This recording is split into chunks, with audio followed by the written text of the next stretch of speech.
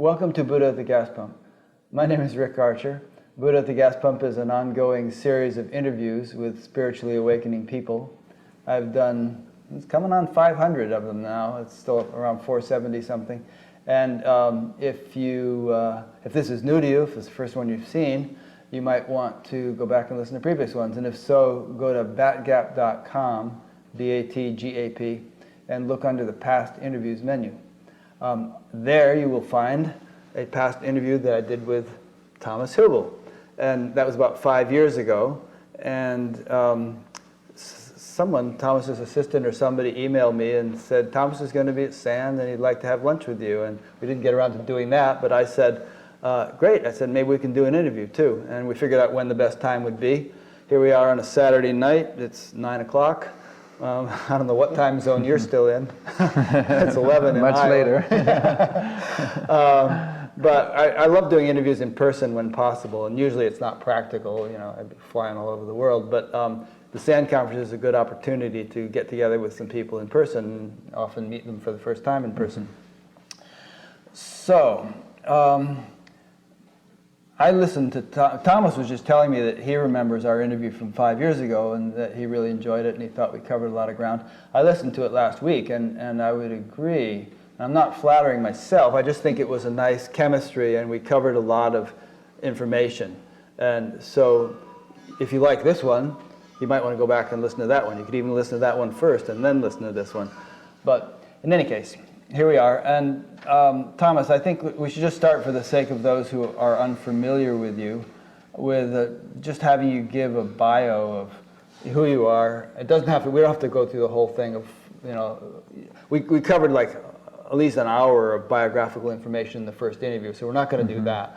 But just give us a sketch, you know, of who you are, how you got to be doing what you're doing, and what you're doing. So I started off as a medical student. When I was 26, I left my studies and I went on a 4-year meditation retreat. And then actually it was almost 5 years, and then a kind of a spiritual teacher came to town and somebody took me to his lecture and he said things about me and people started to invite me for workshops. And that's how my work actually started. So from being very quiet and retreated, I started, my life went totally 180 degrees the other way, and I started with one suitcase and a computer bag, traveling the whole world, not having an apartment. I was just traveling and working with people intensively, giving lots of workshops, and then I got married, and I lived in Berlin for 5 years, and now I moved to Israel. You're married to an Israeli, yes, artist. Artist, yeah, and so I think we did so many things in these last 17 years. We have lots of training programs. We worked with tens of thousands of people all around the world, but I think one thing that I came to understand is, on the one hand, that a spiritual practice for us, like living in culture, needs to be is a complex practice, because we need to heal ourselves to be more embodied and able to function in the world and not run away from our problems into kind of a spiritual world, but to take the spiritual transcendence and all the kind of amazing capacities that come with it into as a kind of a resource into our world, so that it makes us stronger and more resilient in dealing with what happens in the world. And I think that often spirituality can be used to bypass those difficulties and to kind of run away from them. And so, yeah, that's just the beginning. I've sometimes wondered why there are so many spiritual teachers from the East who come to the West and start out okay, but then they end up getting into trouble of some kind or another, usually involving women or money or, you know, power issues. And, you know, perhaps something you just said gave me the idea that perhaps it's because in the cloistered environment in which they were raised in the East, ashram situation or whatever, they didn't have to confront certain shadow issues or things that might have needed healing. They could get along just fine and actually rise to a high level of spirituality.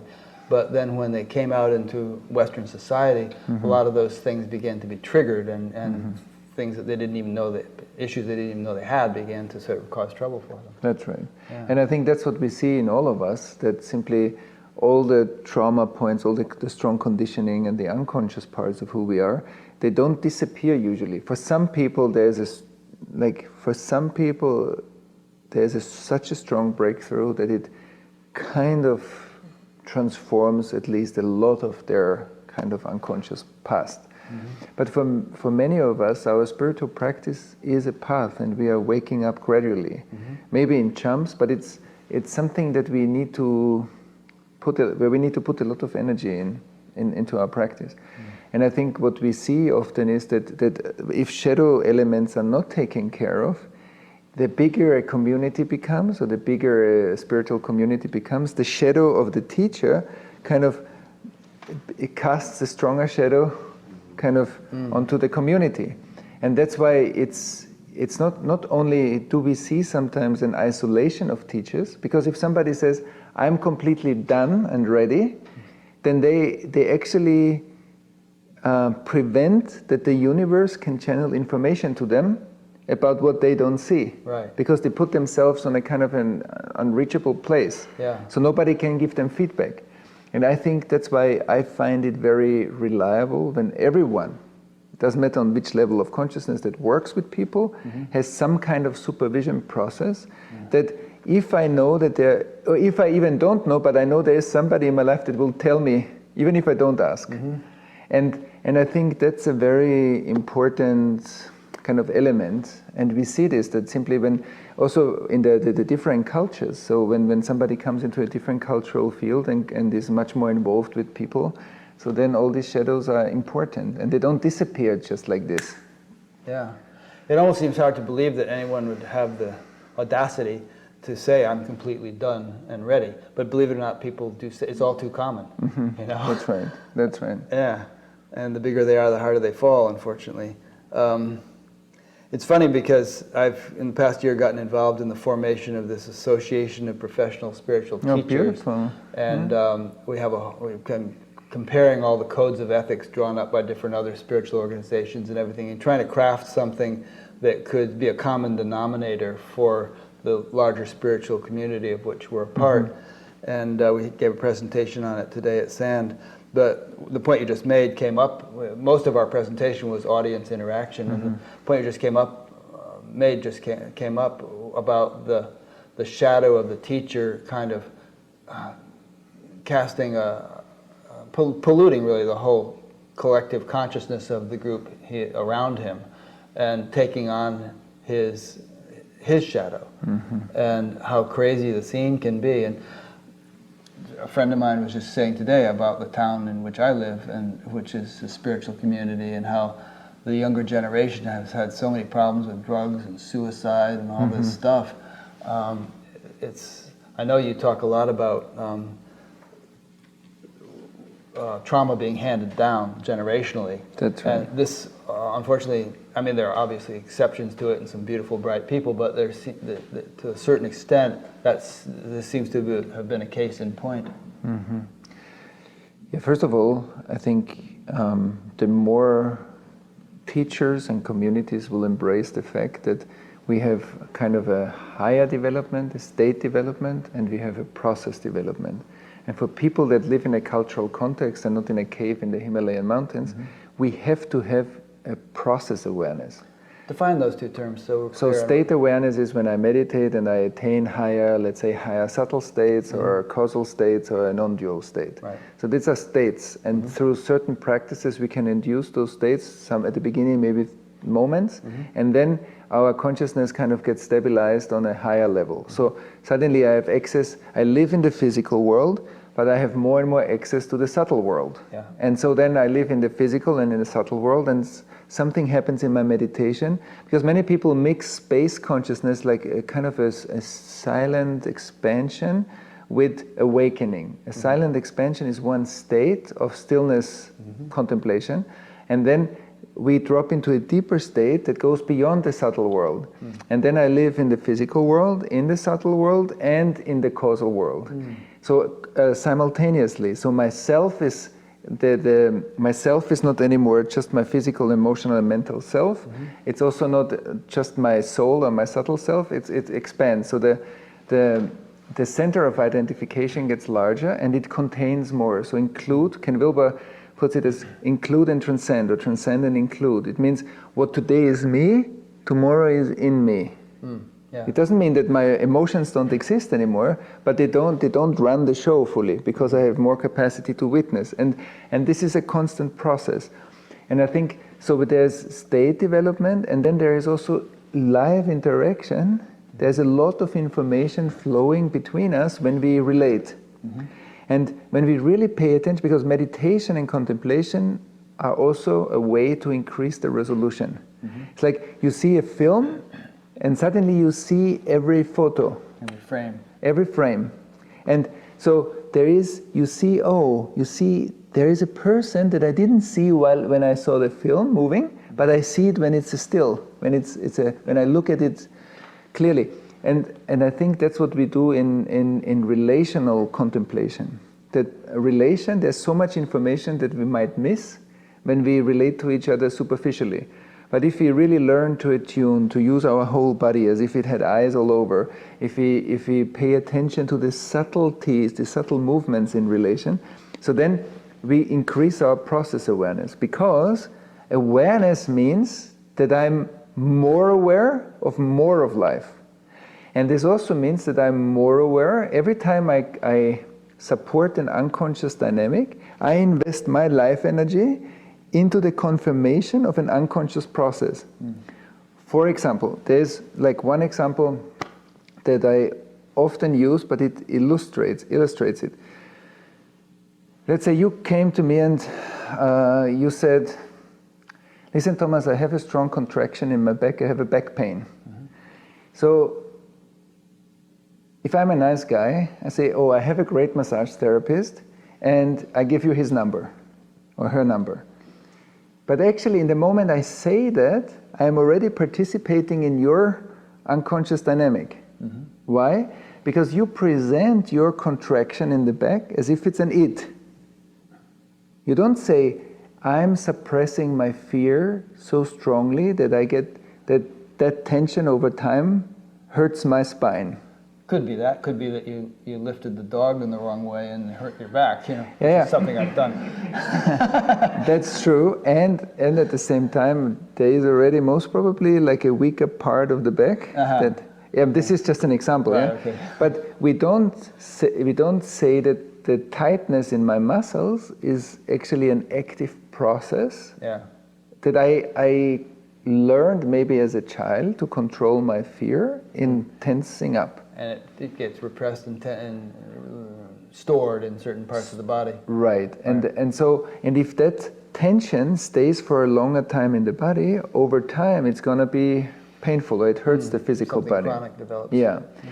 But it's not so much about the back pain, it's more about that. That's a simple example how if I'm not aware, so I confirm your language, and with it I confirm your unconscious process. Yeah. And then I'm already an investor in that unconscious company. Mm. But if I say, okay, I have a massage therapist, and at the same time help you to point out, okay, maybe there is a lot of emotional stress right now in your life, and that charges that area up, so we can also look at that. Mm-hmm. And this is only one of thousands of examples how shadow language is crystallized shadow, and we agree on many elements of shadow language that are already part of our regular way of talking. For example, another one is that a stranger is, in our cultural convention, a person that we don't know. But a stranger, in fact, is a process in me according to a person that I don't know. But we accepted that it's something to do with the person that I need to get to know. Which is not true. This distance that we sometimes feel when we check somebody out, when we don't know the person, has nothing to do with the person. Except, let's say there's a serial killer coming into my house, but then then I feel that there is a danger. Yeah. But I don't need to suspect the danger. Most of the friends that I have today aren't serial killers. So maybe why was I afraid? They never hurt me. Yeah. And maybe at the beginning I looked at them as, oh, who are you? So that's part of our trauma history, I believe. That initial distance. So we are overcoming a lot of fears that we know because we killed each other and we tortured each other as humanity quite often over thousands of years. And I think today we are sitting in the consequence of it. And that has something to do with the passing on of trauma, as you said. Yeah, boy, I could ask you about 20 questions based on everything you just said. One is that you were talking about as consciousness rises, if we want to phrase it that way, then we may end up becoming much more acutely aware of things like the individual frames of a movie. Are you suggesting that might happen automatically, or are you suggesting one might need to do something in order to be so much more aware? We have to do something. So you can't just meditate and expect that to happen automatically. There must be something else you need to do. Yeah, we need to practice relational precision. Like that when we relate to each other, that we learn that my whole body is like an antenna. Yeah. There's a lot of, my body knows your body. My emotions know your emotions. So your emotions communicate with mine. So this means in the moment I ask somebody, how do you feel? Actually, I am already part of an emotional fragmentation.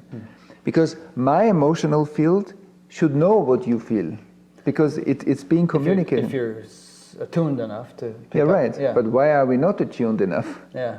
That's already that because we are living in a very traumatized world. So what we can learn is to heal our own trauma and then come back to a state that we are naturally more and more attuned. So I can practice relational attunement, and I can, of course, practice meditation to be more present. And then I heal my own past because then I'm more and more open and available for life and human interaction. Yeah. And then we could say that basically our deepest humanity is also our highest possibility. Because when I am open and vulnerable and available in the world, that's where most of spirit can come through me. Now, some people have said to me that they've, had openings which make it very difficult for them to go out in public. They can't walk through a Walmart without reading the thoughts of everybody and feeling the feelings of everybody. It's like it's too much information. They don't want all that. So, to what extent is being shut down to all these potential perceptions an advantage rather than a handicap? Yeah. So, if somebody said that to me, I would have a look why they don't have the capacity to regulate this. So, because there's a difference between free regulation, shutdown, and overexposure. So, there's a lot of new research about hypersensitivity or highly sensitive people, or high sensitivity. So, where we say the nervous system of some people is more receptive or perceptive than of other people. Yeah. And I think there's a truth to that some people are simply naturally more sensitive. Some are pretty checked out. Yeah. Others are really... Yeah. But if somebody has been born with that nervous system, that nervous system is a gift. That person, for their incarnation, they need this sensitivity. Yeah. So when they are suffering, then it's not a matter of the sensitivity, then it's a matter of the grounding. When a tree has good roots, the tree is stable. When a tree doesn't have good roots, the wind is dangerous. So when a lot of information comes in, that means that my nervous system is too open. Of course people suffer, but that's not what we mean with a professional attunement. So I can go and see people deeply, and at the same time I can be in a supermarket and I don't need to look at everybody deeply. Yeah. So, and that's a regulation. So then I think there's something that maybe somebody had a big opening, but then we need to learn how to regulate that. That's not a burden, but a gift, that you can use this as a gift for the world. I think maybe ideally, I think, it would develop in a way that the regulation would be sort of an automatic function. That's right. You wouldn't have to be manipulating it, but when it was like Superman, sometimes he wants to use his X-ray vision, and other times it wouldn't be practical. You see, Superman can also do it. Yeah. So, you can kind of... That's good. Yeah. Okay, so we've covered so far, we've covered a bunch of things. You've alluded to trauma or something of that nature being inherited or handed down. And a lot of traditions talk about this. I think Native American traditions do. I know the Bible says something like the sins of the father are visited upon the sons or something. In the Vedic tradition, they say things like that. And they also say conversely, in several traditions, that if you can resolve those traumas and perhaps attain enlightenment or whatever, that there's going to be a ripple effect. Some say even in both directions, forward and backward, That's true. to other generations. That's true. And I know that from what I know of your work, and I'm not as familiar with it as I would like to be, that's been a big focus of yours, is healing trauma. For instance, I think just today I heard you say that people in America don't know what it would be like to be born in a society which not that long ago had slavery. And people in Germany don't know what it would be like to be born in a society which not that long ago had the Holocaust. And that these atrocities have left a deep impression in the collective consciousness. That's right. Which influences us all, whether we like it or not. That's right. And that it's in our own best interests, individually and collectively, to somehow dissolve or heal or resolve that residue that's been left. That's right. And I think that's a fundamental thing that has too little attention, I believe, because it's so important. We see when, for example, there's trauma healing in somebody, so there's a frozen zone, and there's developmental energy caught up usually, especially when it's something that happened earlier in our life. So trauma is a very intelligent function that protects the rest of the organism to be able to continue its development, and it shuts down a part of the nervous system, and it's kind of a hyperactivation and a numbness. So when we heal it, what happens? There's a deeper relaxation and grounding. So one impulse, as you said, goes back down, and not just in the body, it actually goes back into the past, into the family system, and maybe into former generations.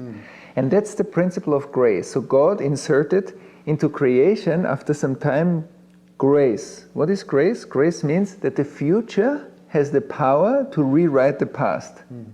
The future has the power to rewrite the past. I am the future of the traumatization of my parents, my grandparents. People who live now in the US are the future of the people that were affected or were part of prosecution and slavery. So through our consciousness work, we have the power to literally rewrite history. Because when we talk about the past, usually like in the mystical understanding, the past is only the energy that is unresolved that affects my moment. Because if there's no unresolved energy, I'm present. With unresolved energy, I'm present, plus there are all kinds of fears or thoughts or body sensations overshadowing my present moment. That's when people meditate, it's not that usually the beginner in meditation sits down and is in bliss. Usually the beginner of meditation sits down and thinks a lot. Why? Because the battery is so charged that there is no presence at the beginning. There is a lot of energy that needs to discharge itself. That's why I think meditation is first of all a kind of a psychological hygiene process. And then when we discharge all the information that we couldn't process, we come into deeper states, and then slowly it becomes more quiet and more expanded. And I think so that when we have a big fight now, and then we both leave, and you think about our interaction and I think about our interaction, we both have a little karma. Maybe it lasts for half an hour. So you're not fully present with the people that you talk to, and I'm not fully present because I still think about you while I talk to her. So that's a little karma. But like when that's a Holocaust, Yeah. then that karma keeps life busy over generations, because it takes a long time until we detox so much pain and so much atrocities. And I think many cultures around the world have some sort of kind of big impact that we need to process. And the second thing is also, I think, in the understanding of collective trauma, that let's say one person gets traumatized, or two or three, within a stable society. So the society is a resource for the trauma process. But let's say there's a war or there's a big something going on, and then many people are traumatized around me while I'm traumatized. That's a whole different thing. Because then the society has a social trauma regulation, and every individual has an internal trauma regulation. So the individual trauma is entangled with the collective trauma. And that's much more severe, and also in the treatment, I think it's more severe. Yeah. I just want to interject that you and I were talking before we started the taping. I was asking you about the motivation of people who get involved with you. I said, are some of them like primarily interested in spiritual enlightenment, or are most of them primarily interested in just sort of the trauma healing? And I think you said basically just both, and sometimes one or the other. There could be some who are interested in both, and others are on this end of the spectrum, and others on that end. But I think it would be fair to say, see if you agree, that, well, it's like you pull one leg of a table and all the other legs come along. If you're interested in enlightenment and you pursue it, it's going to somehow, at some point, entail healing trauma. And if you're interested in healing trauma and you do so successfully, it's going to be conducive to your becoming more awake. And maybe even if you weren't initially interested in spiritual awakening, you'll get interested because you've begun to have a taste of it. That's exactly how it is. Yeah. In the kind of traditions, it's described as many people get onto the path through the fire. The fire means that there is a pressure in my life. Either I have difficulties in my relations, or I have a difficulty in my work, or I don't know what to do in the world, or like something is a kind of a pressure or a problem. And then I go to look for answers. But then when we do enough and the good inner work, so our energy becomes more free, we loosen up certain stagnations, and we become more relational, so then our life starts to flow more, and we are able to connect our intelligence to the world and receive feedback from the world and become a fluid process. And then usually life gets lighter and more beautiful, because things start to flow and they become more successful. And then the next challenge is that when the original motivation to be on a path drops away, then it's interesting who really has an inner calling, because some people I see, they heal and then they stop their path. Yeah. And then there are some people, they heal and actually they are very committed to their path. So not everybody is going to be interested in deep enlightenment or mystical practice. For some people, that's a way to use the wisdom to heal themselves. And then we will see who are the people that are really interested in the deeper mystical exploration. I think that that pertains to the value of knowledge, because if you don't know that such and such is possible, then you're not going to be interested in it. And conversely, you might think that you are finished, or that whatever level, like you were saying earlier, people think they're finished sometimes, or that whatever level of development or attainment you have reached is adequate. But if you could compare that with what might potentially be possible, if you could suddenly snap to what some of the really great sages of this world were experiencing, you would be thunderstruck, awestruck by what you were now experiencing, and you would be just like, if it were taken away from you again, your every breath would be like, I got to get that back. I got to do something. So it's sort of like ignorance is bliss, but that phrase doesn't really mean that it is bliss. It means that you're kind of settling for something less, and you don't know it. That's right. That's right. And often we read books. Even if we read a lot of books, we don't know yet. Yeah. This is intellectual knowledge, but the knowledge wisdom is when knowledge really walks itself. But what I say and what is inside, the state of consciousness and how I talk about it is the same. You're walking your talk, right. Yeah. And only then it's real.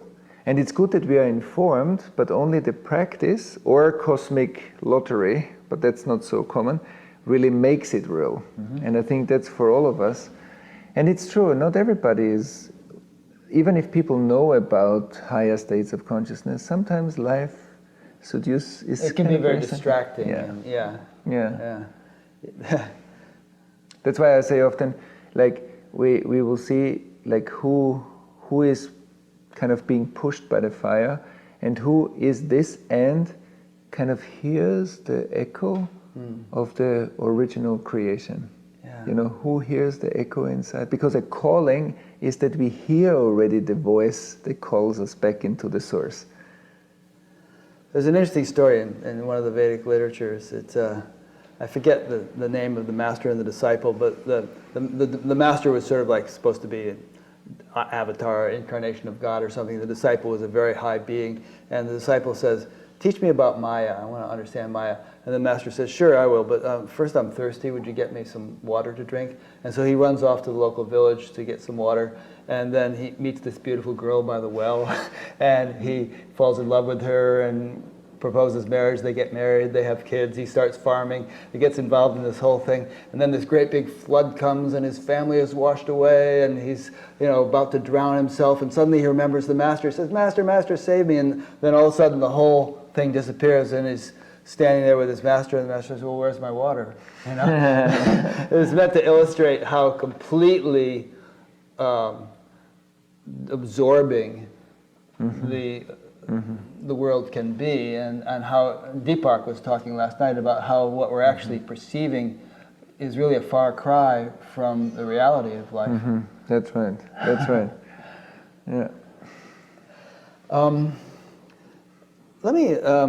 When I used to teach meditation, we had this mechanics that we explained of how the mind and body are interrelated, and when the mind settles down in meditation, because they're interrelated, the body settles down. And when the body settles down, that means deep rest, and in deep rest, healing can take place. And when the healing takes place, that means some physiological change is occurring, and that physiological change is activity. And because, again, they're interrelated, that uptick of physical activity creates a corresponding uptick in mental activity, and you begin having thoughts.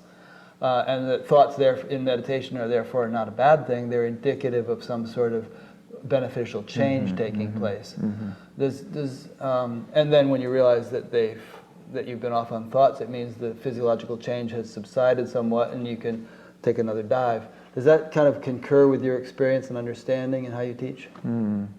Yeah, what definitely happens is what you said. That's beautiful, and that's, I think, a very important thing for our time, because that when we go into deeper meditation, we go into a yin state, go into a feminine state. So we dive into that yin state, and that actually activates our self-healing capacity. But that's something, especially in a world that is speeding up like crazy because of the speed of data, I think for many people a prerequisite to have. So meditation nowadays is not just a spiritual practice, it's actually a balancing that we can digest the experience that we have every day. And that's because it's like our brain has this kind of short-term memory where we push all kinds of data packages into, but if once that's full, we call it very stressed. And so when we sit in meditation afterwards, so it goes, we go in, and then it goes plop, and one part of it comes out. And then we digest it, and we sink in, and then plop, and another data package comes back, and another data. So that's maybe also a bit correlated to what you said. It's the same thing. And then after some time, when we learn to really digest life as it's happening. So, because we are living in a culture where we say, okay, you do your work for a few months, and then you go on holiday, but you go on holiday with a red battery. The battery is empty. But actually, a healthy spiritual practice means that I have the peace within the movement. I have the regeneration within my life.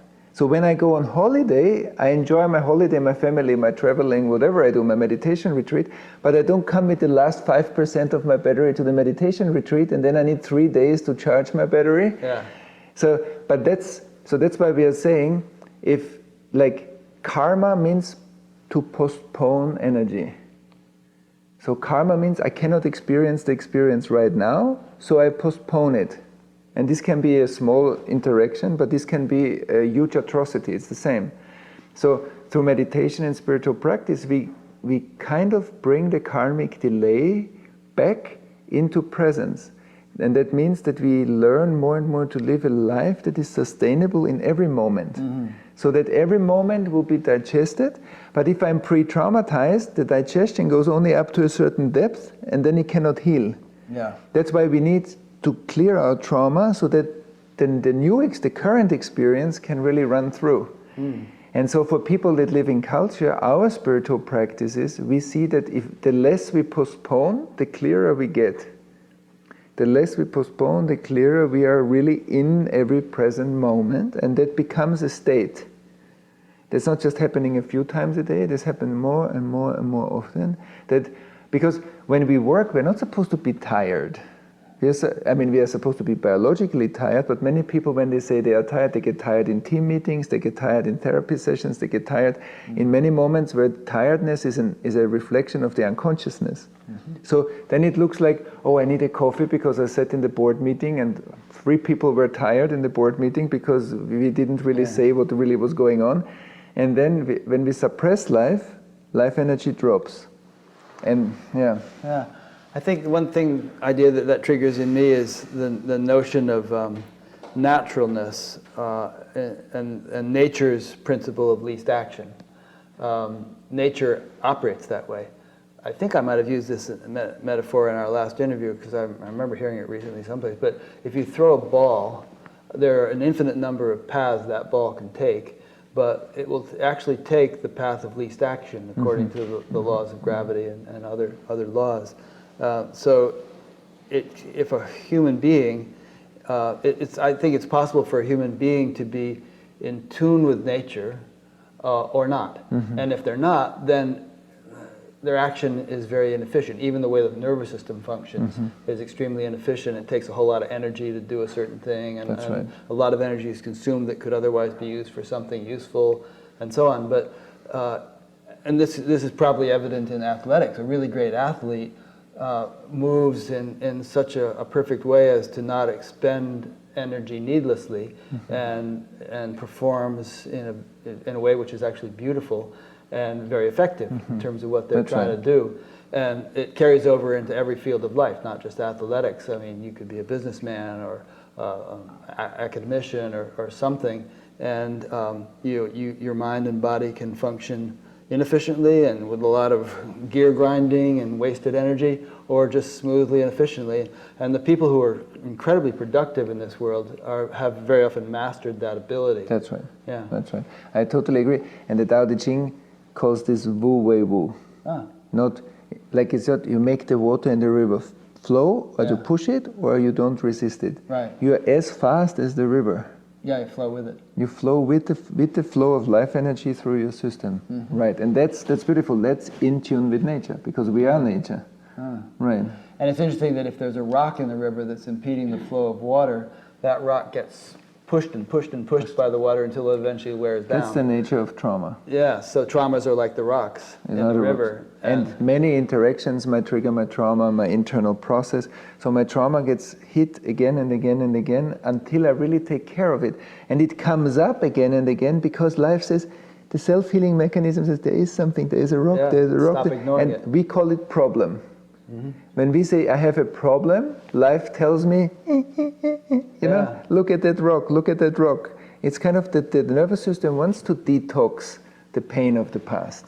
Now, since you use the term detox, and from what you said just a second ago, I'm reminded of the terrible problem of opioid epidemic in the United States, where I don't know how many tens of thousands of people are dying every month from overdoses.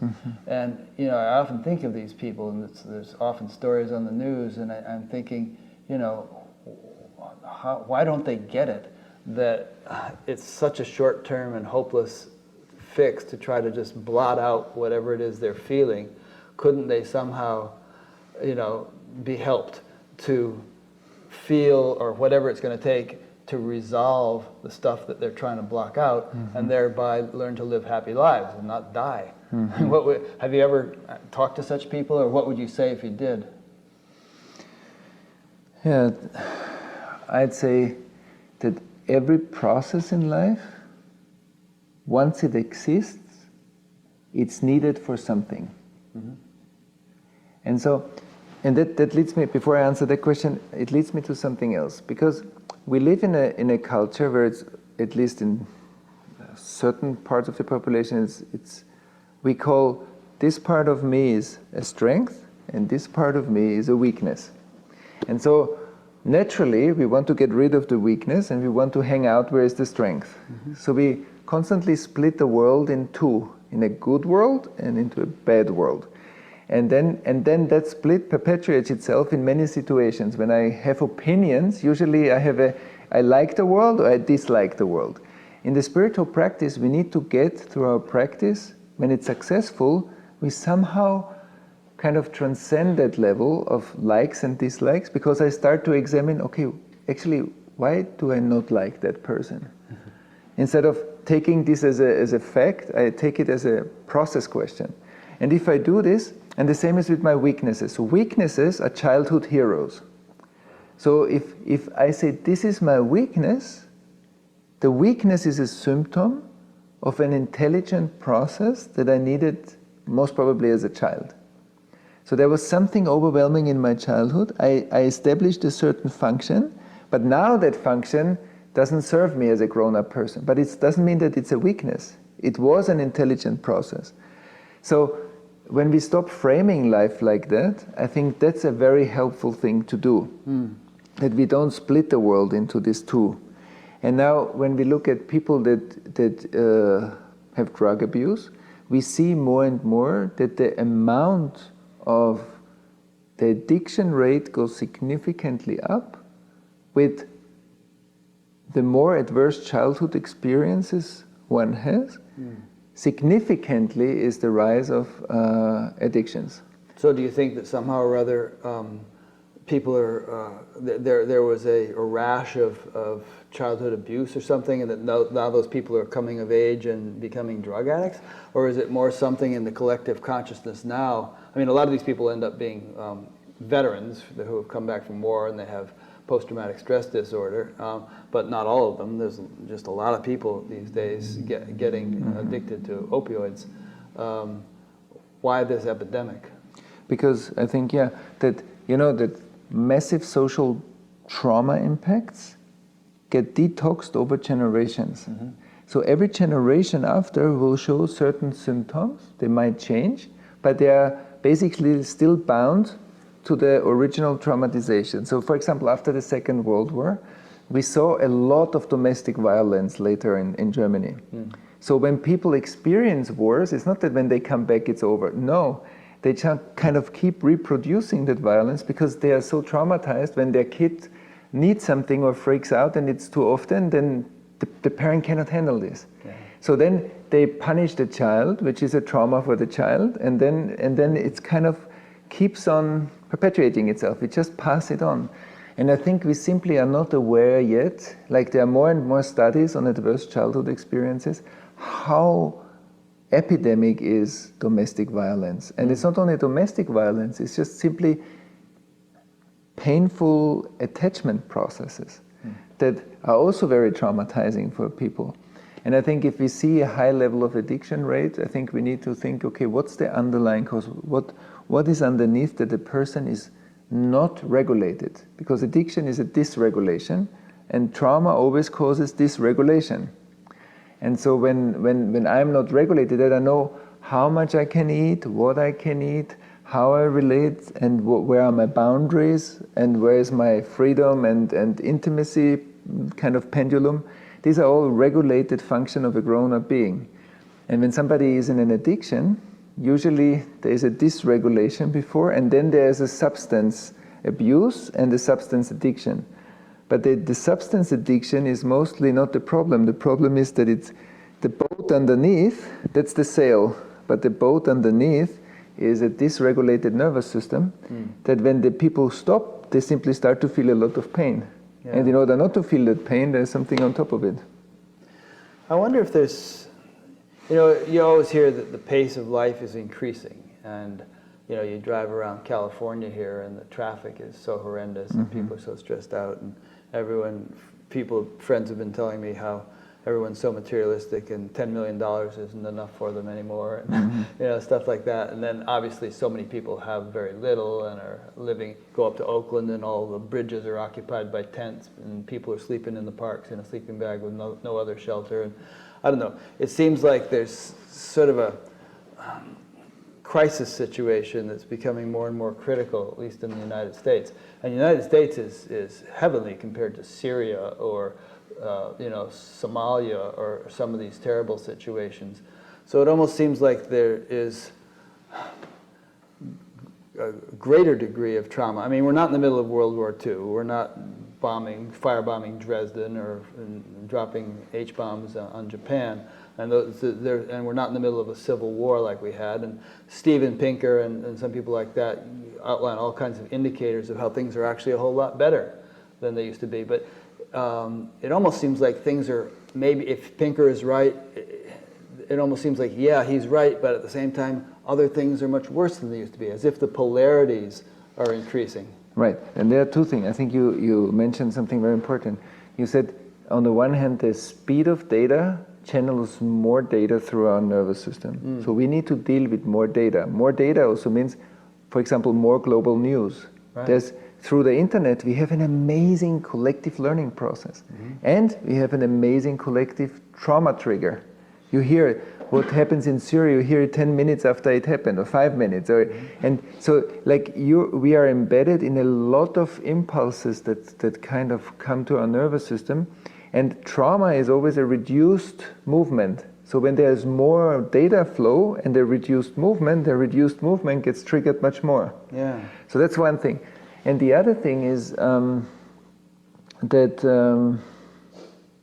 I believe there's one function, and I'm not sure that collectively we are aware of this, that when somebody is traumatized, what is trauma? Trauma says that this is overwhelming, and I shut down part of my nervous system to contain the overwhelm so that the rest of the person or the being can continue and survive.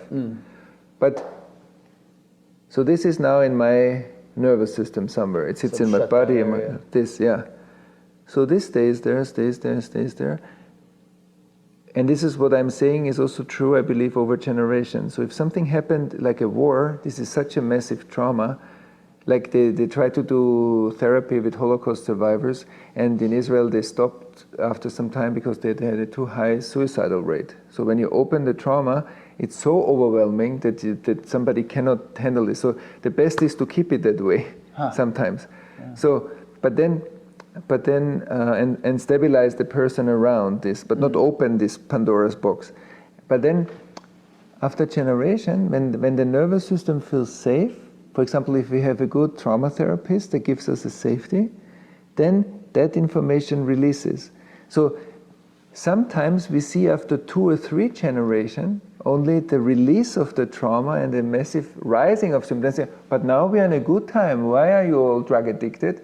Yeah, because now the nervous system starts to detox information that it couldn't detox before because it didn't have the right preconditions. Yeah. And that's also important, that I see there's a delay in the detox until this information can be let go, because it's safe enough today to detox that part.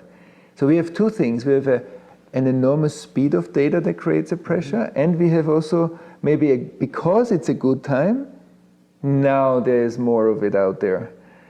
And then if the good time continues and we work on this, maybe then in 2 or 3 generations we have a really good time without addiction and without these side effects. And that's why people say, oh, when people feel too good, then they have a higher suicidal rate. It's not because they feel too good, but because deeper stuff is allowed to come up. Yeah.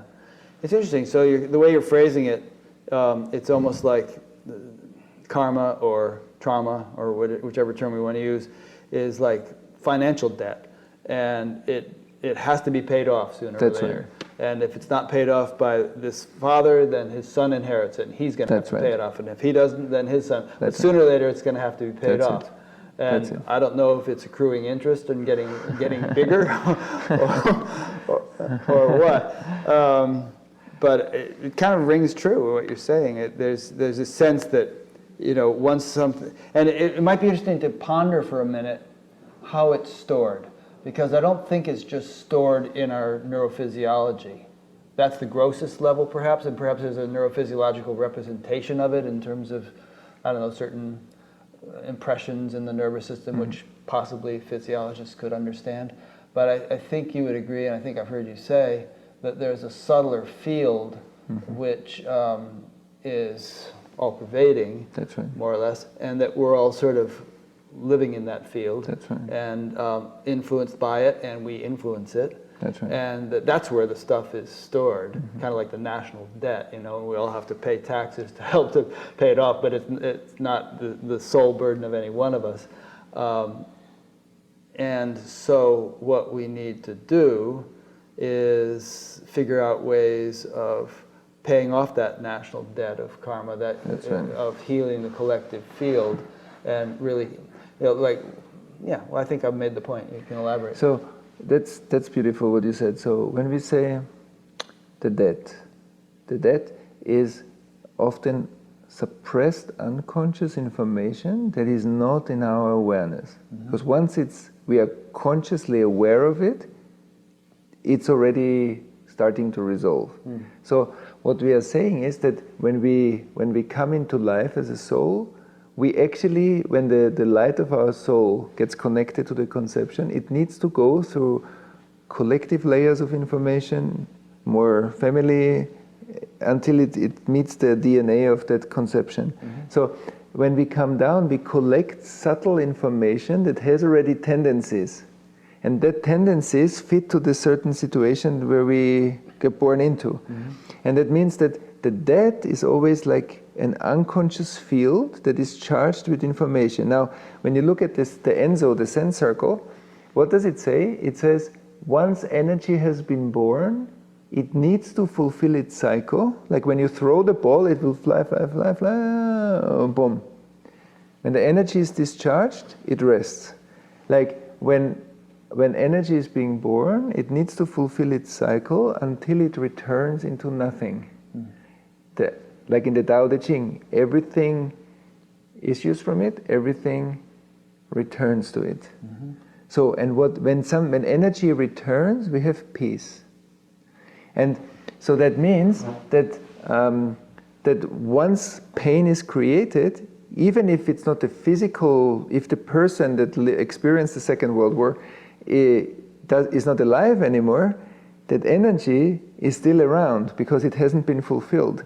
And that's why it's being passed on. And recently, last year in the festival, we invited a professor from Zurich for epigenetics, and she spoke about her mice experiments, and she can show that sperm cells transmit trauma through epigenetic changes. So it's literally also in our cells, in our bodies, there are tendencies so they can show that mice that got traumatized have offspring, like 5-6 generations, that express the same symptoms without the trauma. Yeah. And that's pretty amazing, because that confirms what was written in the Bible already a long time ago. It implies that the trauma is stored in the DNA, because that's the only thing that in a sperm cell is going to be transmitted. Or the epigenetics, yeah. What is epigenetics, I suppose? It's kind of the machine that activates the genetic code. When genes get expressed, there is a kind of another layer of whatever, like a computer that activates the... So whether it's in DNA or something on that level, but very, that level. Very fine microscopic fundamental stuff. And it's interesting because you just gave that kind of an explanation, but you also just gave a rather esoteric one about a soul coming in from between life stage or so. Do you believe in reincarnation? As an interesting theory, at least, maybe. Of course. I mean, so when we talk about reincarnation, I mean, of course, there is reincarnation, but there are different models to interpret reincarnation. And so many people interpret reincarnation from a very personal standpoint and say, oh, I was this. I was that Joan person. And I don't think that that's true, because this kind of human life form is unique, and this human life form was not that before. So my personal experience was not that before. So many people look at the reincarnation in a kind of a personal frame, and that's not true. But that there is an information field that gets charged with a lot of information, and that there is a continuation of that information field, that's for sure true. But it's not that personal, I think, as many people like to talk about it, or talk about it in some of the reincarnation therapy work that has been done. Well, but there are a lot of stories where, like, some little kid will remember his name, he'll remember in his previous life, he'll remember what kind of fighter jet he was flying, and he'll have all kinds of what town he lived in, and there are stories where kids go to the town and they know some people there, and they know all kinds of information. So are you thinking that just these kids are just picking up a handful of information from the collective field, and randomly, and it's not necessarily who they were? Yeah, who they were, that's what I mean. That person was not that person, but that there is a connection between these two lives, yes. That I think we interpret this, we like to think like a person, because that's usually what we know. But I think reincarnation from a higher level of, seen from a higher level of consciousness is not that personal, but that a person is a composition, moment to moment, of different levels of information that compose one reality right now. And so we are connected. Nobody is ever separate or alone. So this means that we are all an interconnected field. And we are continuously, every generation is a new potential update. And so there is a connection, but I think we need to be careful in how we frame it. But that there is an interconnectedness, that's for sure true. There's a transgenerational data flow, and there are many things that are true. My attitude toward it, and toward a lot of questions like that, is that it's an interesting hypothesis. And I don't think you or I can necessarily prove, adamantly whether it's this or that. But it's interesting to contemplate how it might work and to consider the mechanics. But if we really want to be scientific about it, then it's a hypothesis, and it's subject to revision, and it's subject to more learning and information and everything. That's probably true of just about everything we're saying here, wouldn't you say? I mean, 10 years from now, you might have revised or deepened or clarified a lot of the things you're saying now, and maybe even changed some of the things entirely. Hopefully. Yeah, because I see that, like, if the way we look at the world kind of stays stagnant, we are not anymore fully participating in the movement. Like when you swim in a river, you swim in a river, and the landscape is constantly changing because the water is moving. And our life is like that. So I think a creative life is a life that keeps on updating itself. And then you find out new things, you do things differently. I think that's a good sign. I think it's also a good sign of a successful spiritual practice, whatever that means, is that when you speak and you surprise yourself more often by what you say. That's a good thing, because that's a sign that we become more open, that more information can flow through, that we didn't premeditate, that we spontaneously allow to come through. That's a good thing. It is. Knowing what you know, and thinking about this kind of stuff all the time as you do you pay much attention to current events? And do you find that the familiarity with the concepts that you teach gives you an interesting angle on current events? Do you find it gives you a way of interpreting things that is not commonly being used by other interpreters?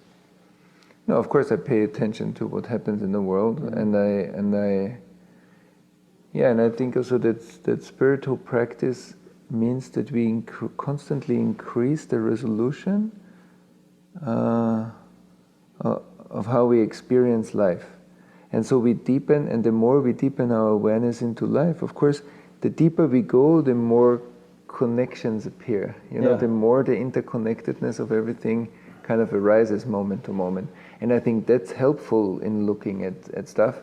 And I think also what I said before, process awareness also means that I'm less and less hypnotized by symptoms, because often what we describe when we suffer are symptoms.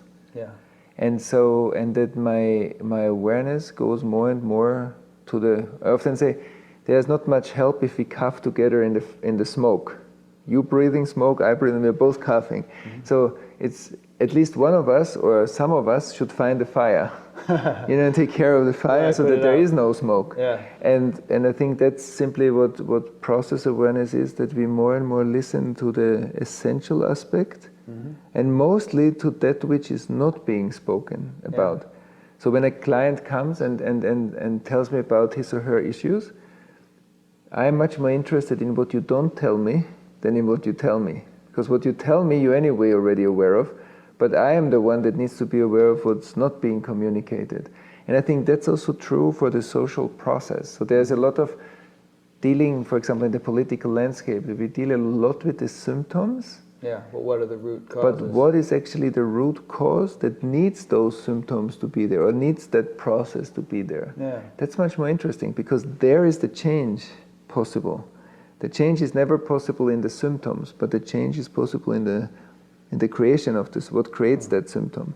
And I think that's true for an individual, but that's also true, for example, if you coach a company, or that's also true when you look at like whole countries. Yeah. Well, let's take a case in point. For instance, in the United States, there's a high degree of polarization now between left and right, between Democrats and Republicans. Political polarization. The Congress can't get anything done because they can't talk to each other. And in Europe, there's a lot of right-wing backlash against the policies that have allowed huge immigration influx and stuff like that. So when you look at things like that, which are symptomatic of something, what ultimately do you think they're symptomatic of? What is it on a real deep level that is causing this greater polarization? Yeah, so let me speak a little bit about Europe. So what we see, let's say Europe is for sure a part of the world that is very affluent, like the US. So a few million people coming to Europe into a functional collaboration of many of kind of wealthy countries per se shouldn't be a problem. I think if Europe had worked together and collaborated and everybody would participate, then Europe could easily deal with the stream of refugees. But what happened is that only a few countries participated and many countries didn't, so they got overloaded, and then they had to carry the whole burden, and that created already like an imbalance. So that's number one. But I think the more interesting thing is that, okay, so why does that that's like a political analysis, but what deep in the collective unconsciousness that's what I want to come to. So then, let's say there's Europe. Europe is maybe 2 generations or 3 generations after kind of a major catastrophe. Right. So there is a war trauma that is kind of cold. It's resting in the collective subconscious. Yeah. And now there are people coming from a war situation, coming into that country. So what was lying dormant in many people got activated by people coming with war trauma. So there's an unconscious element, and every time something is unconscious, it runs me. Which means many people got afraid, many people started to project their inner discomfort onto the refugees. Yeah.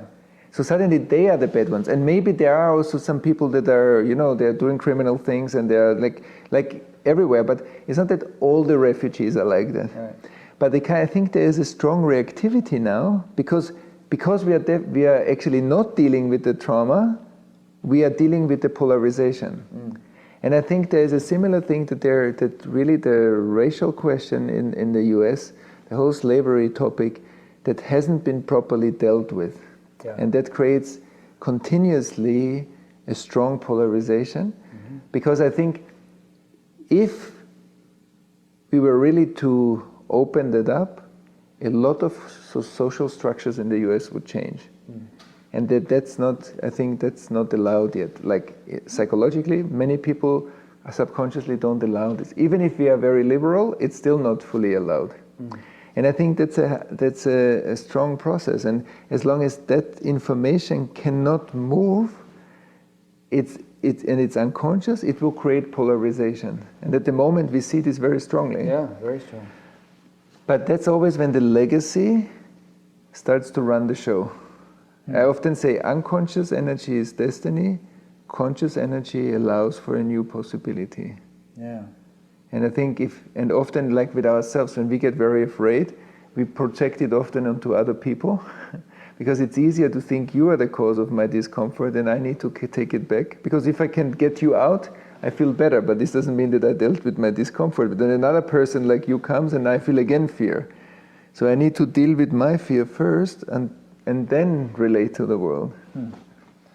A lot of people, both ancient traditions and these days sort of spiritual people and new agey types and all, feel that some kind of age of enlightenment is coming, that we're going to shift, perhaps even abruptly, into a much more enlightened world.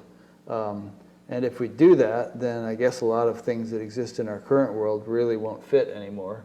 So if that's actually going to happen, then somehow or other they're going to have to cease to exist.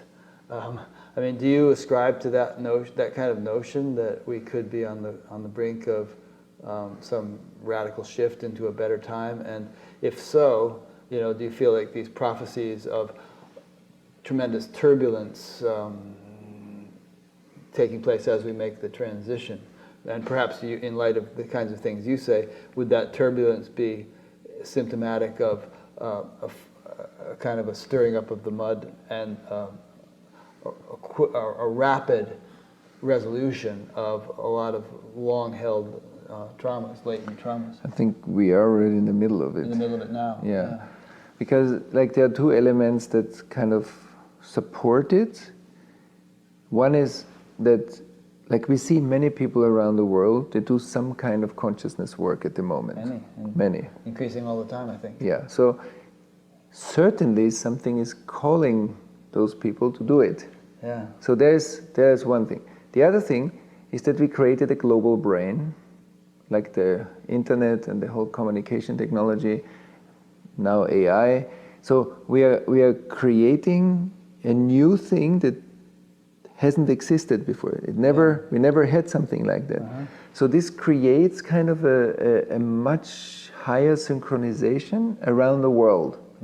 And I believe that the consciousness awakening, the collective consciousness awakening, is connected to the development of technology on the one hand. So they're interconnected. Right. And then, but what the new perspective does, because we speed up energy, there's more pressure onto these dark lakes of collective trauma information. So this starts to come up more and more, and we see it as when it comes up unconsciously, it will create a lot of turmoil. Yeah. If enough people start to understand how to work with this, we can, in a way, release the brakes of awakening, because this also kind of is like karma. It's kind of it's a weight, and it doesn't allow certain processes to happen. And the last thing is, I believe that a consequence of the traumatization is that we are, to a certain, sometimes to a high degree, disembodied. We are not anymore connected to the fact that we are the planet.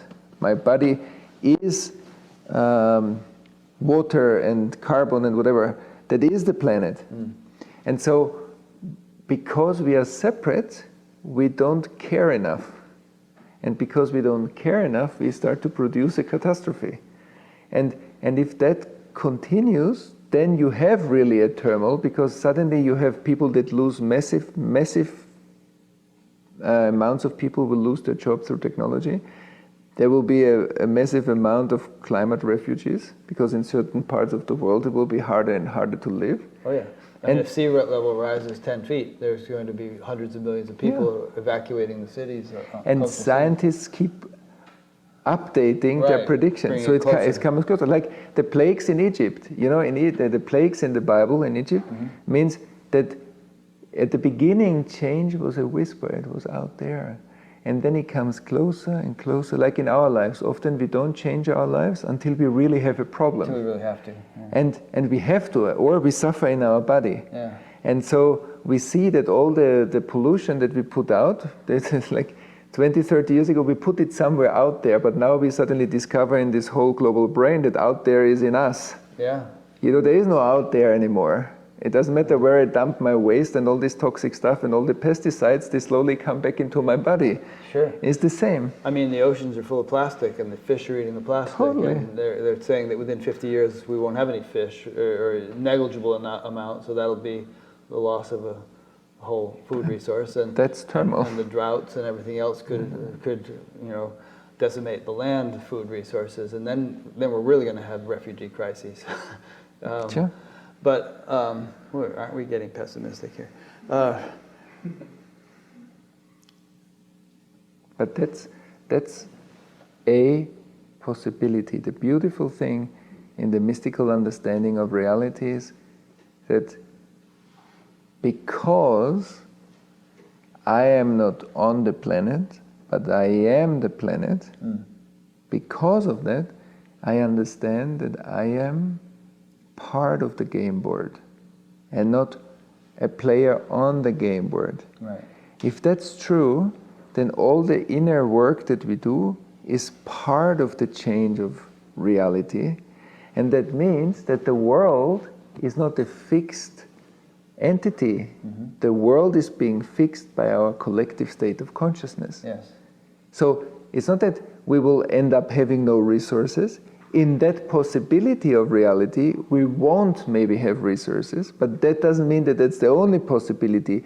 If many of us grow and progress, or we learn to unleash more or like integrate more and more of the collective stuff, maybe there's a whole other planet with a whole different intelligence of collaboration, contribution, support, care for each other, that the whole system becomes much more intelligent.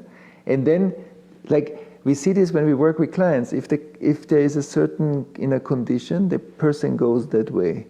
But how often and how many therapists see that when you heal something, the person suddenly goes that way? So there's a course correction in life for that person, and I think that's also true for us. The planet can end up in a catastrophe, but the planet can also end up in a whole new level of realization, and it will never get there.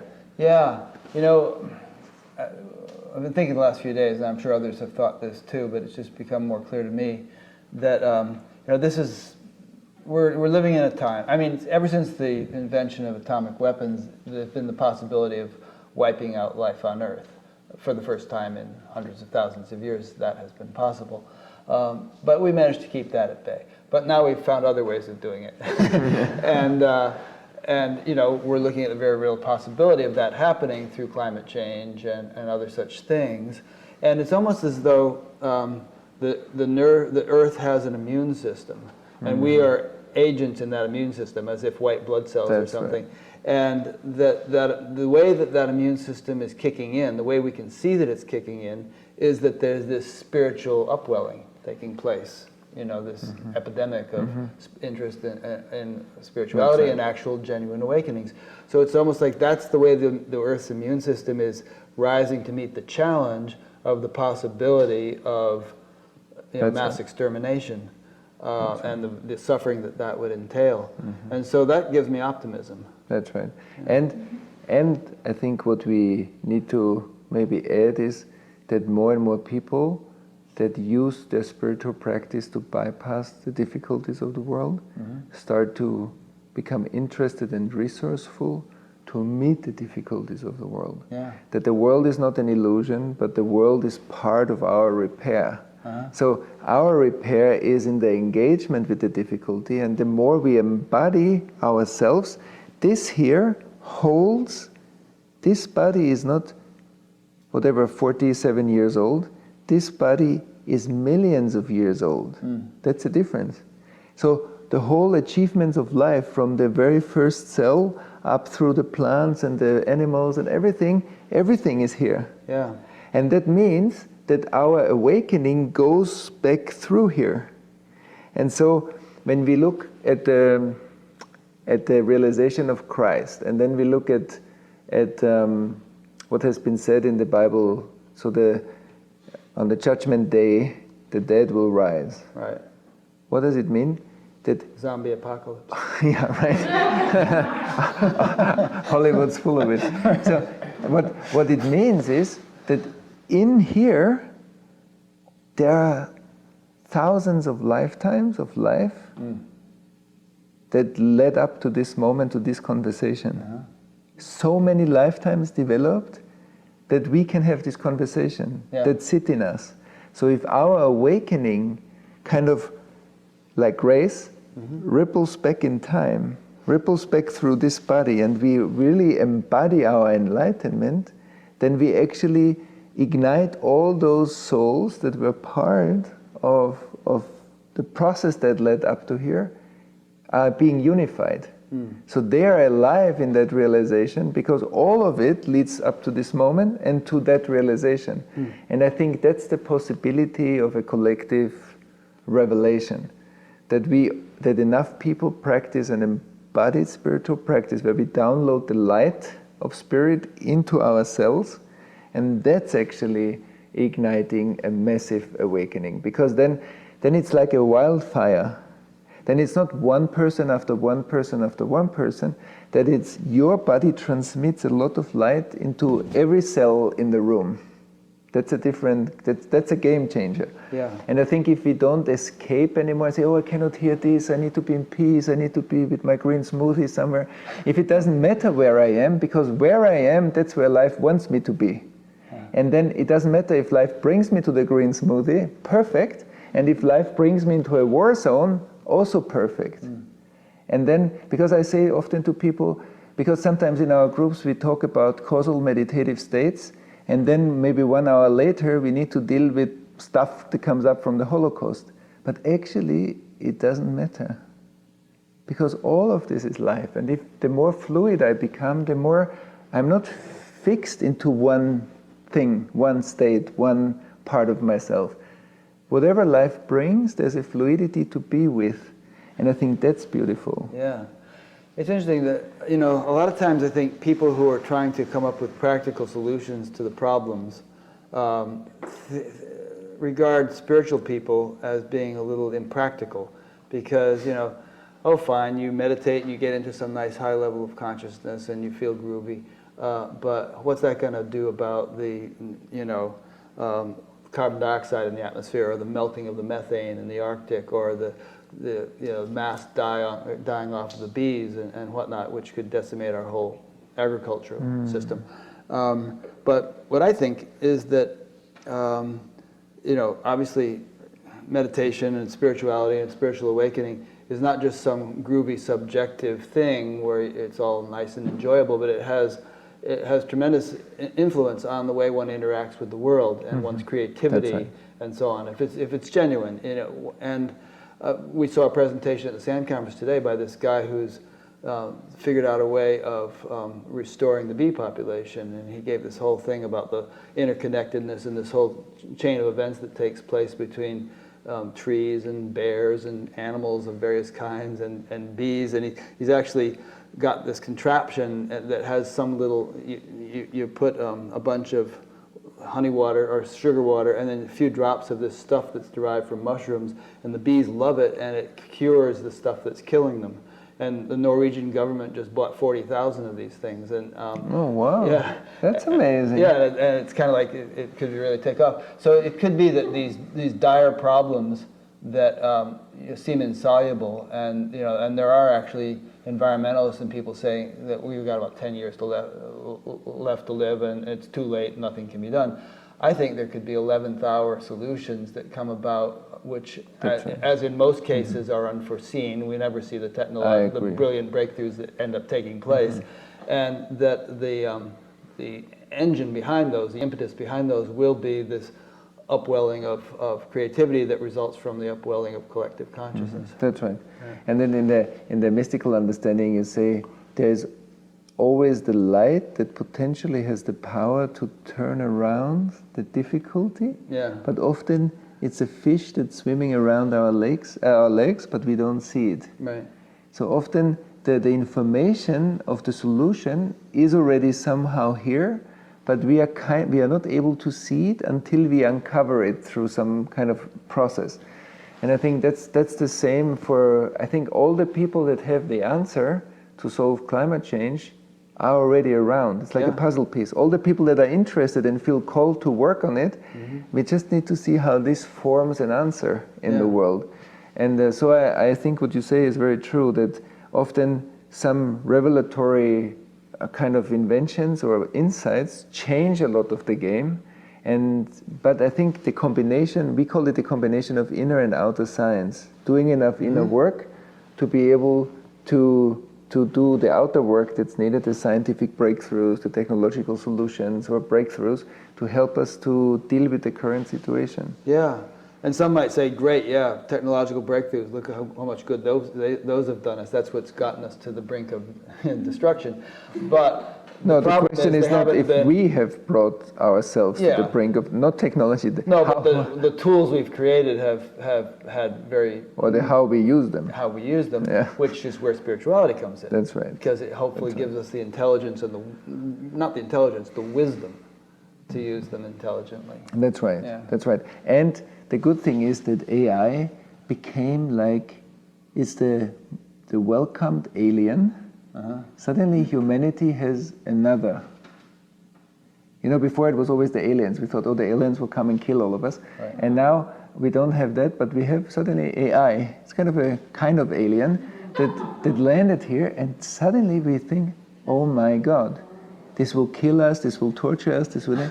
So suddenly we see on the face of that alien our own evilness.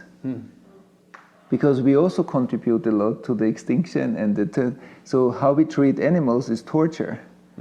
At least in some food production, that's torture. In Iowa it is. And now we look at AI and we see our own past on the face of a potential future. And I think if we are wise enough, then we do what every good psychologist would do. We learn to deal with our projection. So we really look at the way of the ethical behavior, how we live, and then maybe we also come with a pure motivation to develop technology in a way that will not be harmful. Yeah. But I think that there is something very interesting right now going on when you read a lot of writings. I think that's a perfect projection onto another. And I think that's a very healthy process. If we are wise enough as humanity, then we use that moment to really self-reflect as a species, and I think that would be a very powerful process. Yeah. Well, we'll probably wrap it up pretty soon because it's getting late. But one thing you just said about you used the word ethical. I mentioned earlier that I've been involved in the formation of this thing to hopefully increase awareness in the spiritual community about the value of ethical standards in addition to merely developing consciousness and so on. It's been a bit of the wild, wild west in terms of all these spiritual teachers doing whatever the heck they pleased, and so many people have been hurt and confused and disillusioned and so on.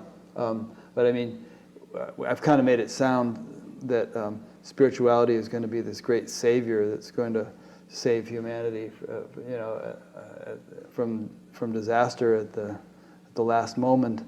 But some would take a look at what spirituality has been like so far and say, this is the thing that's going to save humanity, because there have been so many crazy situations in so many spiritual communities and among so many teachers and gurus and everything else. It doesn't seem like they could save their own community, much less the world. So I don't know, maybe you would say that this too is, well, go ahead and comment on that. I don't think I need to say anything more for you to comment on it. Yeah, I think what we see is that there is a lot of spiritual trauma in the world. And it didn't start now. Like, I think we went in human history through many, many very traumatizing events connected to spirituality or religion. And I think it's our job to start like looking at that, to say, yes, you know, you just read, here something happened in the church, here something happened there, here like there's fundamentalists doing this and that. And when you look back in history, so many things actually kind of were connected to the spiritual world or the religious world. And I believe what you say is true. We are here, we can stop the recreation, because trauma often has a recreative cycle. So it takes some time and then it shows up again. And I believe our calling maybe is that we say, okay, yes, there are many things going on and we are hurt, but we will take a break and really look at that hurt, look at that spiritual traumatization. It doesn't matter if it happened in religious communities or so, but there is definitely a yearning in humanity for something higher. And I think that's because we are kind of spiritual beings also. But we need to look at the hurt that happened in order to restore the healthy, ethical life that you are talking about. And everywhere where is trauma, there's numbness, and numbness creates side effects. And so I don't feel, it's like, trauma is like, imagine you're swimming in a river, and you're in the water. Life is swimming in the water. Every one of us swims in the intelligence of our soul's path. Like there's intelligence, what is intelligence is life in movement. And so we're in the river, and then suddenly there is ice. So you need to get out of the water, you need to walk maybe a few hundred meters, and then you can go back into the water. Hopefully with a wetsuit. Yeah. But what I'm saying is, once you are on the ice, you are not getting wet. Right. So you're not connected to life. So when I'm not connected to life, or when somebody is a parent, for example, and is not connected, that's the zone where we beat our children, where we hurt our children, where we hurt other people. We don't hurt other people because we are connected. We hurt them when we are disconnected, because everybody who is in the water respects water. Yeah. Everybody who is healthily connected to the body will eat and do things in a way that are in alignment with the body. If I don't feel my body, I do stuff that will hurt it. And I think that's the same with spirituality, that there's a lot of hurt that is connected somehow to it. And that's what we did in the past, but we are the ones that can restore it. Yeah. And I think for your process, I think with the ethical rules, I think that's going to be an important part to take some time out and look at what is the spiritual trauma in the world. Yeah, I think that it's sort of an effort to encourage greater self-scrutiny, both individually, and within communities, to have them sort of take a look at what they're doing and how things are happening there, and whether that's really kosher. Yeah, kosher is a good one. Because a lot of things are taken. A lot of things happen, and then people assume that the teacher must know better than I do because he seems so enlightened, and therefore I'll just sort of abdicate my judgment and discrimination, and then things get really far off. I think what many teachers, there are some that do this anyway, but I think there's a higher degree where I often say spiritual teaching is, we start in kindergarten, and we go up through school, through high school, to university. Which means everybody who works with people needs to know that some people hear me as a grown-up, some people hear me as a 3-year-old, and some people hear me as a 12-year-old. And I need to be aware that I see exactly where you come from, especially when your trauma or your early attachment wounds are active. And that's why that's a very complex process, because even if you talk about mystical or spiritual teachings, I need to be aware who listens to me. Yeah. And many people, there are, for example, sexual admiration of spiritual teachers. Many people take this as real, Whereas it's a process that is not. What do you mean? You mean teachers take it as real? Yeah, some they're teachers flattered by it. They are flattered by it and take advantage of it, or they think that sexual whatever attraction is legitimate. Yeah, it's legitimate and true, or it's being even sold as, okay, my sexuality will help you to get enlightened. Right, and give you my Shakti. Or yeah, right, and I think that's really dangerous. Yeah. That's really dangerous, and because we don't see where these impulses or sexual impulses come from. And that's why to have certain rules that make it kosher, in a way, is important. And also a sophistication that we can see what kind of projections we get. Yeah. And that we have enough awareness not to get entangled in those projections. And so I think that work is very sophisticated because it includes the developmental process of a human being plus the transpersonal process. Yeah. And so I think the more people include basic psychological and trauma and developmental knowledge, I think that's going to be good for a process that can unfold well, where people can heal and transcend themselves. Yeah, it's interesting. When I was listening to you earlier today over at the conference, I was kind of putting myself in the shoes of some of the kind of neo-Advaita types, who like to boil everything down to, you are that, and you don't exist as an individual, and the world is an illusion, and give me $20 and we got it. It's all figured out. And they listen to someone like you or many other teachers who are talking about all these psychological things and cultural things and collective unconscious, and they think, oh man, the guy's just overcomplicating it. Really, all that stuff is illusory, and we shouldn't even think about it. But I think, personally, that what you're doing is very valuable, and that this stuff can't just be dismissed as illusory. It actually, a deep understanding of it is essential for really making progress individually and collectively. Spirituality is a nuanced thing. It's not.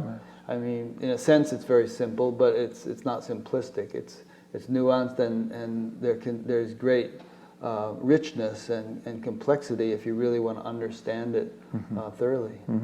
And you said it beautifully. I think that there is simplicity and complexity. Yeah, both. And like in the Bible on Mount Sinai, when the voice of God appeared for the whole group, there was kind of a mass awakening.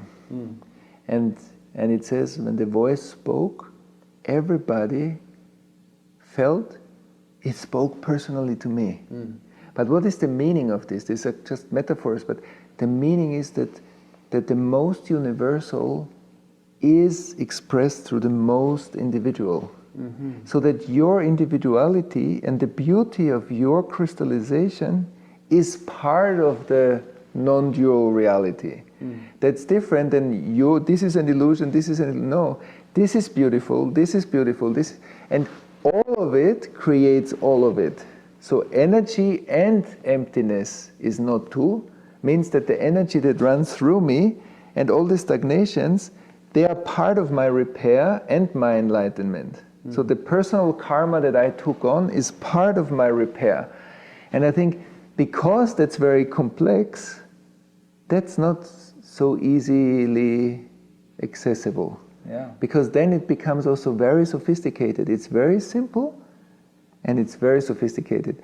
And I think we are living in a more and more complex reality. And the reality, I think actually it's dangerous when people say the world is an illusion. Yeah. I think that's ethically, it's a very dangerous saying. Even if, when on a very high level of development, of course we are looking through the world. We transcend, but it doesn't mean that it's an illusion. We transcend. The illusion is the separate perception of the world. That I perceive myself as a separate particle in the world. That's an illusion. Right. But the world, the movement and the stillness are not two. That's non-duality, not the stillness. Hiding out in stillness is not non-duality. The stillness within the moment of every moment of life unfolding. And I think that means that we need to be deeply embodied and transcendent. And that's, I think, Yeah, multidimensional. Multidimensional, Right. yeah. Which doesn't mean that what the teachings of Advaita, they are very beautiful, and Ramana Maharshi, but Ramana Maharshi had a practice. Yeah. He said, inquire the root of the thought of I, which is every meditation does the same thing. You inquire the current moment until you come back and get absorbed in the source. But I believe for us living in culture, that means also that we do this while we live our life. While we are parents, while we have a job, otherwise we need to go to the cave, like he did. Ramana Maharshi sat in a cave, and that's very important to see. That most of us are not sitting in a cave. We're not constituted that way. Yeah. But that's very important. We take this as a role model, but we are not living that way. And so if you're not living that way, that's only partly our role model. But the state that Ramana Maharshi was in, of course, was amazing, and I think there's a lot of truth to that. Yeah. There's a saying in the Gita that one's own dharma, though lesser in merit, is better than the dharma of another.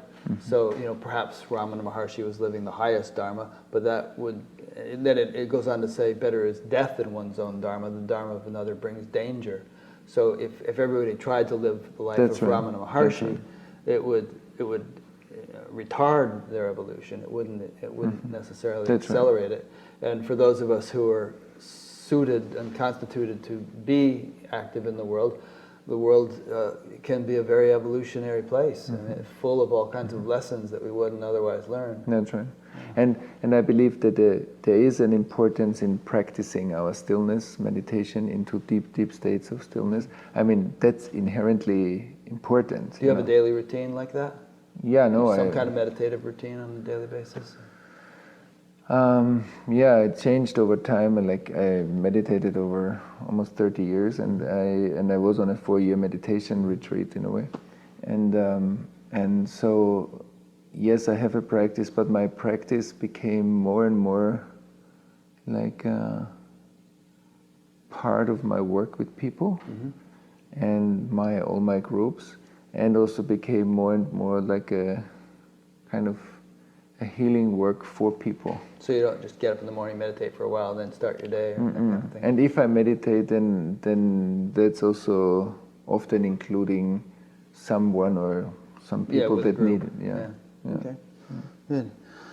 Well, there's a lot. I'm sure that what I know about you and your work is much less than what there is to know, and so this has just been a little snapshot that we've been able to do in the time allotted.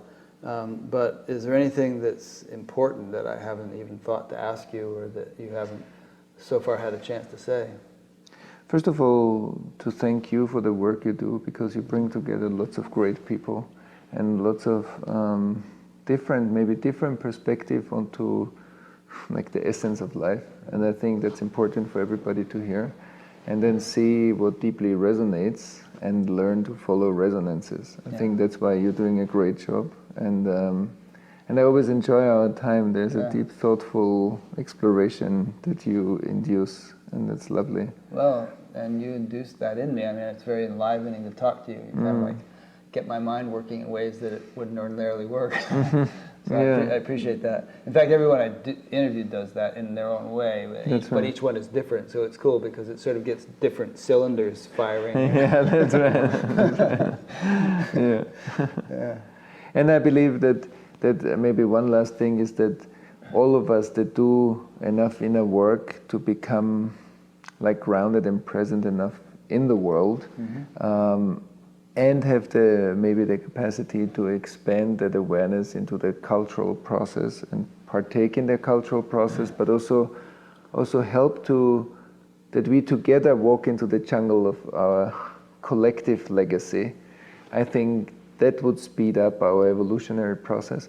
And I believe that's also partly the reason why our response to climate change is so slow, and because trauma has a hard time changing. Trauma is frozen, and frozen parts usually don't change so fast. So trauma is often afraid of change because trauma in itself is already unsafe. And and so when we want to change as a culture and adapt to different circumstances right now, I think we need the energy that is stored there. And I believe that's something that we can do only together, because it's a collective legacy, and we need to take care of our life base together, like an orchestra. Yeah, we're all in the same boat, you know. That's right. If it sinks, hopefully people in the front of the boat aren't going to be any better off than the people in the back of the boat.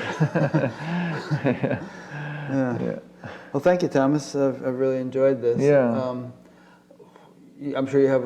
I know you have a website. I'll be linking to it, and I guess people can go there and to find out what you're doing. But you want to just sort of say in a few sentences the kinds of things that people could get involved with if they wanted to get more involved. So many things we do. Of course, lots of online classes. I don't do much on like many open retreats. I just do 2-year committed programs because I love to work with committed people. Do people have to quit their jobs and somehow come with me to a cave for 2 years? Or how do you do a 2-year program? No, like they have weeks, multiple weeks in a year, but it's a committed program. Other things are online in between those weeks. Yeah, right. Okay. But it's more committed programs, and then we, of course, we do like a big annual conference, like our Celebrate Life Festival, and we brought into life, my wife and I, like a global non-profit organization to deal with collective trauma around the world. And so everybody who feels called to it and wants to contribute to that kind of non-profit in one way or the other, there's enough trauma in the world that we can take care of. And it needs a lot of people, so that's something definitely that is a more socially oriented activity. That's great. Well, I'm sure that's all described in detail on your website and everything. That's right. People can just go there and read about it and get involved if they feel so inclined. Yeah. Well, thank you, Rick. Thank you very much. Thank you. Yeah, it's a joy. So thank you for those who've been listening or watching, and we'll see you for the next one.